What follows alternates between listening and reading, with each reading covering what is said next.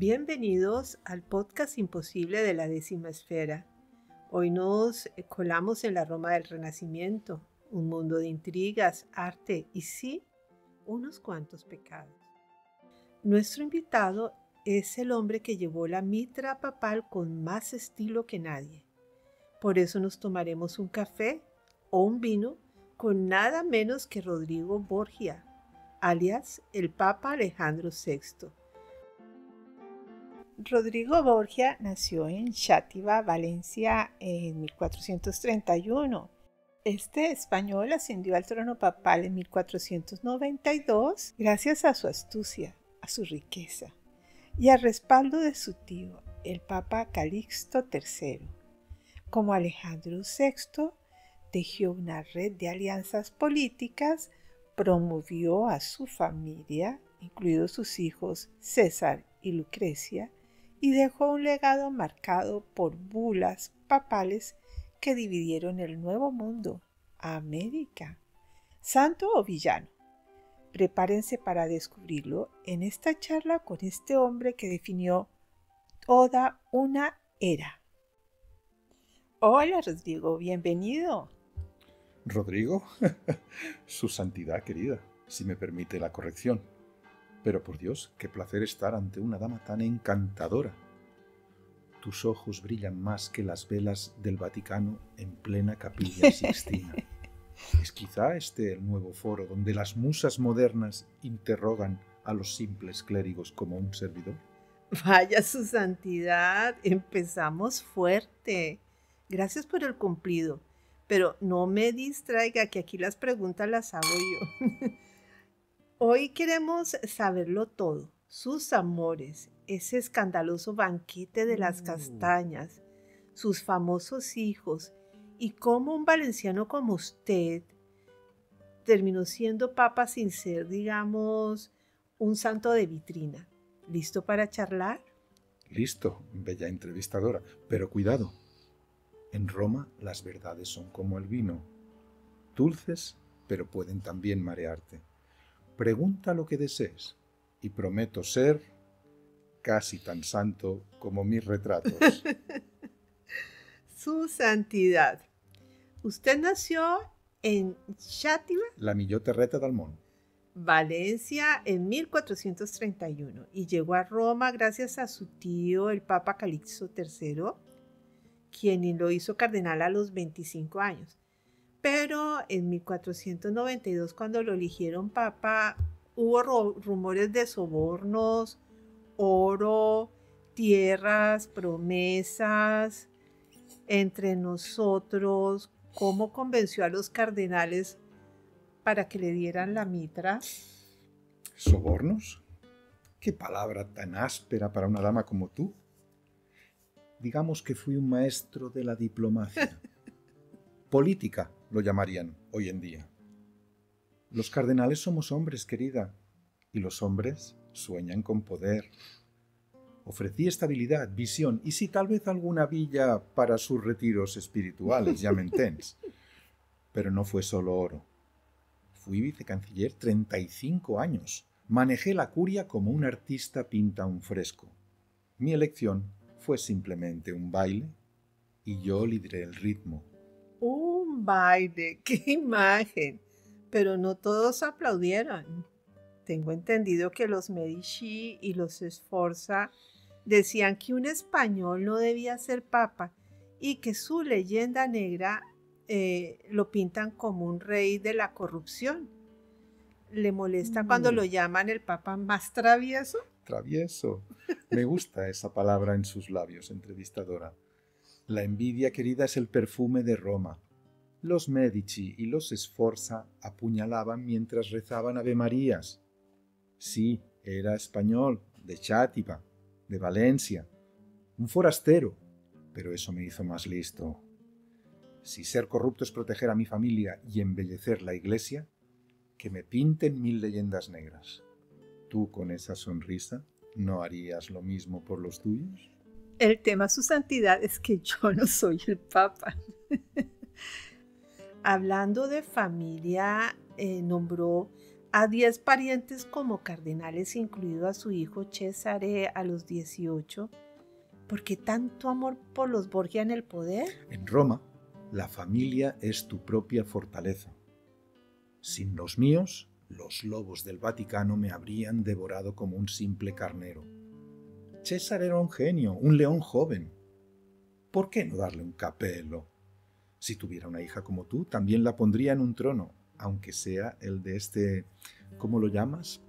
¿Podcast? Podcast. Vea, vamos con algo más jugoso, su santidad. Era famoso por su pasión por la vida. Vanozza di Catanei. Di Catanei. Gracias por la corrección. Madre de sus hijos. Y Giulia Farnese, la Bella. Eran sus grandes amores. ¿Cómo llevaba el vicario de Cristo una vida amorosa tan vibrante? El corazón, querida, no obedece a bulas papales. Vanozza fue mi roca, una romana de fuego que me dio a Cesare, Lucrezia, Giovanni y Giofra. Giulia tenía una belleza que rivaliza con la tuya, si me permites decirlo. Esto es muy coqueto. Sus ojos eran poesía. No escondí mi amor como otros papas. Dios me dio una alma ardiente y la usé para vivir, no para rezar en la sombra de los palacios. Y le aceptaban esa excusa, santidad. Pero no todo lo veían tan poético. En 1460, el Papa Pío II le llamó la atención por una fiesta en Siena que, según él, fue un poco subidita de tono. Pío II veía pecados en cada brindis. Esa fiesta fue simplemente un banquete. Nada que una dama como tú no pudiera disfrutar. Giulia, su presencia era mi alegría, no un problema. Si los cardenales murmuraban, era porque no podían apartar los ojos de ella. Ni de ti, imagino, en este siglo XXI, ¿no? La curia es un nido de víboras, pero yo sabía cómo manejarlas. Uy, su santidad, qué galante. Pero hablemos de lujo. El jubileo de 1500 fue una extravagancia. Procesiones, banquete, oro por doquier. ¿Era necesario tanto brillo para un papa? El brillo y las joyas son poder, querida, y Roma debía ser la mejor joya del mundo, la más brillante. El jubileo trajo peregrinos, llenó nuestras arcas y mostró mi iglesia al resto del universo. ¿Su iglesia? Si hubieras estado allí, habrías sido la reina del festejo, con una corona tan bella como tu sonrisa. Y muy coqueto, su santidad, muy coqueto. Pero vamos al momento que todos nuestros oyentes quieren conocer. El banquete de las castañas de 1501.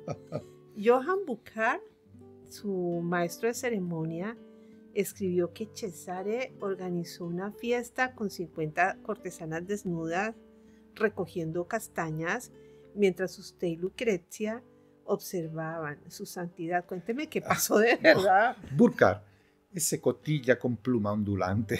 Querida, si yo te contara la verdad, si te la cuento, ¿me prometerías no sonrojarte? Me lo prometo. Te cuento, entonces. El banquete fue una de las locuras de Cesare. Un espectáculo para nobles aburridos. Había música, baile y cortesanas. Y sí, también algunas castañas por el suelo. Desnudez. Tal vez un vestido o dos se resbalaran. Pero Lucrezia y yo no éramos espectadores de un circo, aunque con una anfitriona como tú habría sido una noche inolvidable. Casi me convence, santidad. Pero Burckhardt habló de premios para los más activos en la cama. Los historiadores aún discuten si fue real o una propaganda anti-Borgia. ¿Su reputación de excesos no alimentó esos rumores? ¿Santidad? Mi reputación era un lienzo en blanco para mis enemigos. Savonarola, los Sforza, todos pintaban orgías donde solo había banquetes. Excesos. Tal vez hubiera alguno. pero Roma era un teatro y yo el mejor actor. Si estuviera en tu siglo, haría, ¿cómo lo llamas? Un podcast. Un podcast contigo. Sin castañas. Solo buena charla. Eso sí sería un escándalo. Un papa con un podcast. Santidad. Y hablando de precisamente Girolamo Savonarola, que usted lo acaba de mencionar, ese fraile dominico que se la pasaba predicando contra la corrupción de la iglesia y contra usted. Y dicen que lo llamó desde pecador hasta cosas peores. Usted lo mandó a la hoguera en el 498, en el 1498. ¿Qué era lo que tanto lo molestaba de él? ¿Por qué decidió que tenía que arder? Cuéntenos, ¿fue algo personal o simplemente un mensaje para los que se atrevían a desafiarlo? Ay, mi querida Savonarola, tuvimos una relación, por llamarlo, incandescente, y terminó siendo una relación plenamente ardiente. Ese frailecillo con cara de amargado que parecía odiar todo lo bello de la vida. ¿Sabes qué me molestaba de él? ¿Qué? Todo. Ese hombre no predicaba, gritaba. Decía que la iglesia era un nido de pecados, que yo era un lobo con piel de carnero. Y hasta se atrevió a insultar a mis hijos, a mi adorada Lucrecia. ¿Puedes creerlo? Yo, que he dado tanto por la cristiandad, que he traído estabilidad a Roma, que he hecho de los estados pontificios un lugar de respeto. ¿Y viene este monje a decirme cómo hacer mi trabajo? Pero vamos a ser sinceros. No era solo eso. Savonarola era un peligro. En Florencia, después de echar a los Medici, se puso a jugar a ser profeta. Organizó esas llamadas hogueras de las vanidades en 1497, quemando libros, pinturas, hasta joyas. ¡Joyas, querida! ¡Joyas! ¿Quién quema tanta belleza? Un loco. Eso es lo que era. Y luego se puso a aliarse con los franceses, a hablar de un nuevo rey Ciro que vendría a limpiar Italia. Eso era traición. Yo estaba tratando de unir Italia contra los franceses, y este fraile me estaba saboteando. Lo excomulgué en 1497, ¿sabes? Le di incluso la oportunidad de callarse.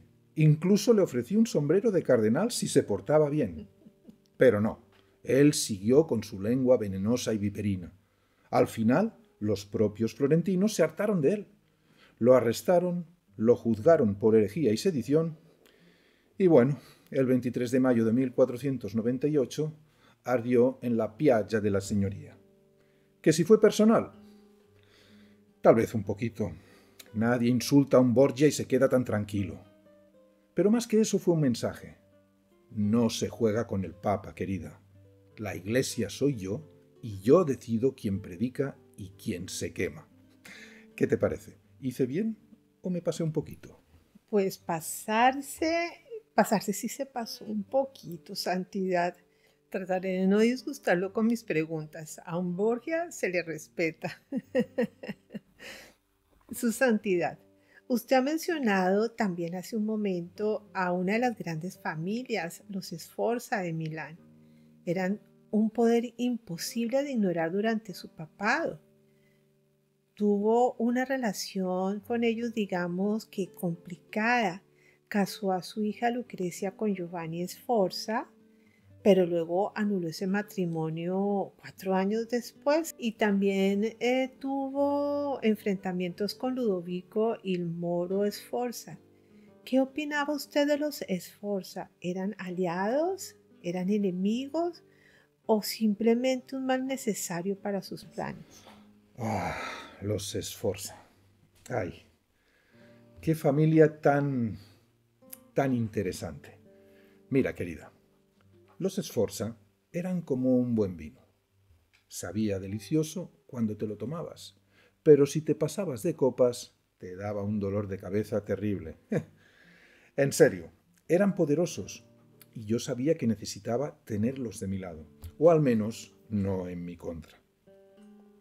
Cuando llegué al papado, Milán era clave, y los Sforza eran entonces los amos de Milán. Así que, ¿qué hice? Uní a mi bella Lucrecia con Giovanni Sforza en 1493. Un buen chico, Un poco soso para mi gusto, pero no dejaba de ser un Sforza, y eso me proporcionaba una alianza poderosa con Milán. Sin embargo, entre tú y yo, ese matrimonio nunca funcionó. Giovanni no era, ¿cómo decirlo?, lo suficientemente hombre para mi Lucrezia. Cuando ya no necesité a los Sforza, de su rama, pues, digamos que encontré una excusa para anular el matrimonio.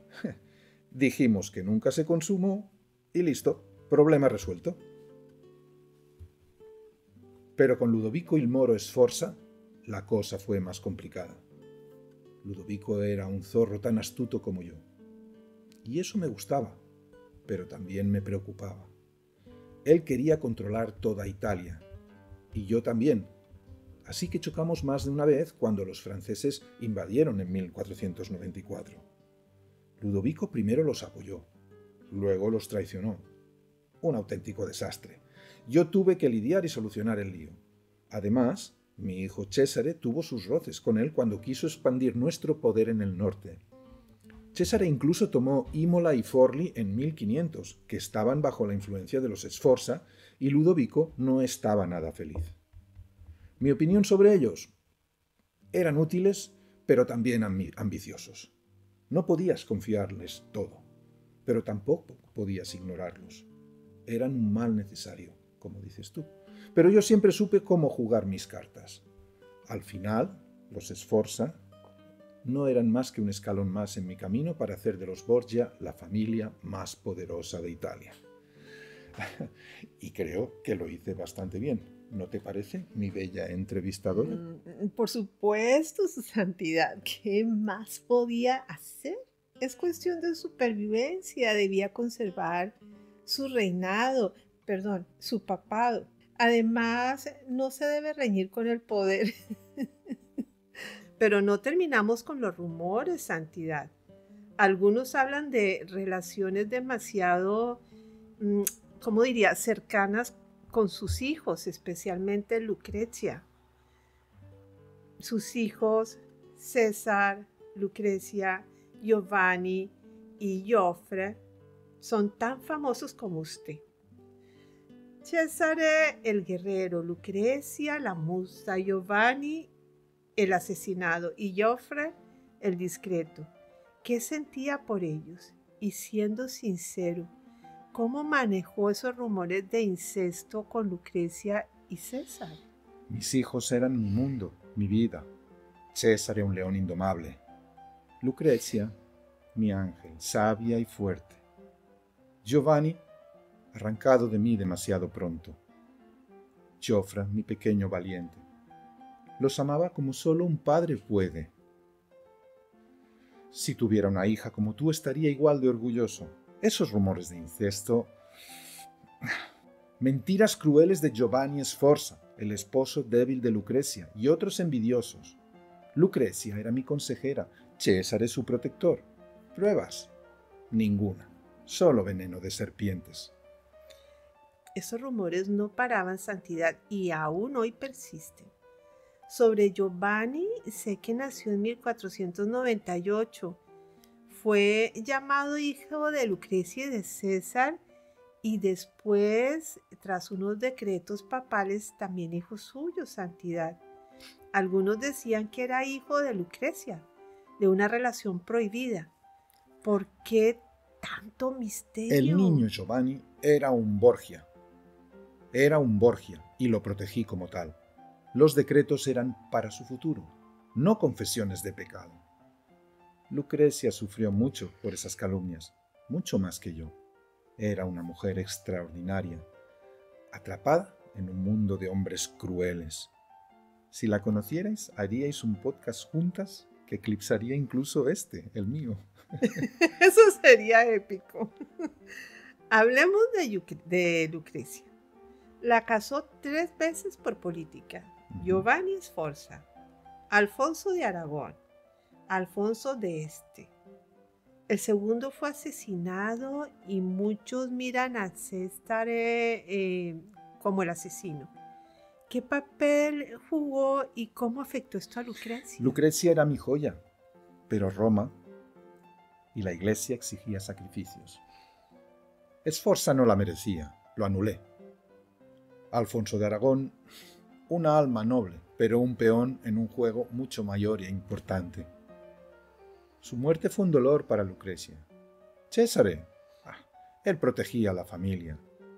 Lucrecia lloró, pero su matrimonio con Ferrara la hizo duquesa, respetada. Le di poder, aunque a veces rompiera mi corazón.